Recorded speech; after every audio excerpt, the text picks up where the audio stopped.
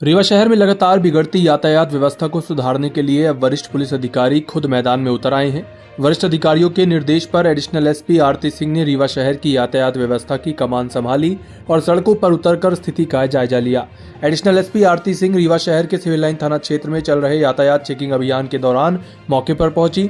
Civil line थाने के सामने लगे चेकिंग पॉइंट पर उन्होंने यातायात व्यवस्था का निरीक्षण किया और नियमों का उल्लंघन करने वाले वाहन चालकों को समझाइश भी दी। इस दौरान एडिशनल एसपी ने लोगों को यातायात नियमों का पालन करने की सख्त हिदायत दी। उन्होंने देखा कि कई लोग एक ही वाहन पर 3 सवारी बैठकर चल रहे हैं, वहीं कुछ लोग नशे की हालत में वाहन चला रहे हैं, जिसमें शहर में जाम की स्थिति भी बन रही है। आरती सिंह एडिशनल एसपी ने मीडिया को बताया कि लोगों को समझाइश देना बहुत जरूरी है। कई लोग एक गाड़ी में 3 सवारी बैठकर चल रहे हैं, कुछ लोग नशे की हालत में वाहन चला रहे हैं, जिससे दुर्घटनाओं का खतरा बढ़ जाता है। वरिष्ठ अधिकारियों के निर्देश पर शहर की यातायात व्यवस्था को सुधारने के लिए लगातार चेकिंग की जा रही है और लोगों को जागरूक किया जा रहा है। पुलिस का कहना है कि यातायात नियमों का उल्लंघन करने वालों के खिलाफ आगे भी सख्त कार्रवाई जारी रहेगी, ताकि रीवा शहर की सड़कों पर यातायात व्यवस्था को बेहतर बनाया जा सके। सर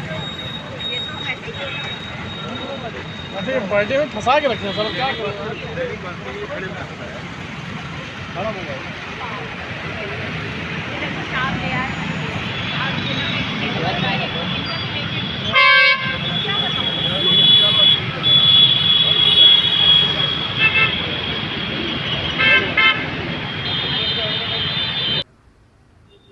मैम, यातायात की व्यवस्था देखने के लिए आपको सड़क पे उतरना पड़ा, क्या कारण है? नहीं, ऐसा कुछ नहीं है। हमारे वरिष्ठ अधिकारियों के निर्देश हैं और हम लोगों के लिए भी निर्देश हैं कि हम लोग यातायात व्यवस्था को देखें।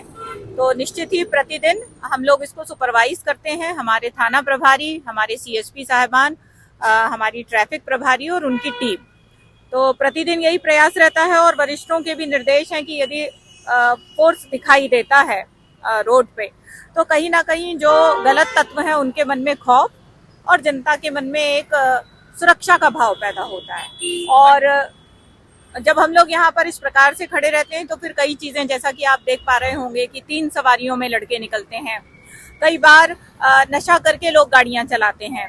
तो इस प्रकार के लोगों को चिन्हित करना उद्देश्य होता है और रोकना उद्देश्य होता है, ताकि बाकी जन जो है वो शांतिपूर्वक रोड पे चल सके। शहर के मुख्य मार्गों में दिन भर जाम रहता है, यातायात पुलिस दिखाई नहीं देती। दिन भर जो आप जाम की बात बता रहे हैं, तो उसमें हमारा यातायात का बल तैनात रहता है। अब उसके लिए और भी चीजें रिस्पॉन्सिबल हैं। सभी चीजों के लिए हमारी कोशिश है कि पार्किंग व्यवस्था कुछ थोड़ी इंश्योर कर ली जाए। आम जन से भी मैं अपील करना चाहूंगी कि बहुत ही अव्यवस्थित पार्किंग कर देते हैं, जैसे गाड़ियों को बहुत अव्यवस्थित लगा देते हैं।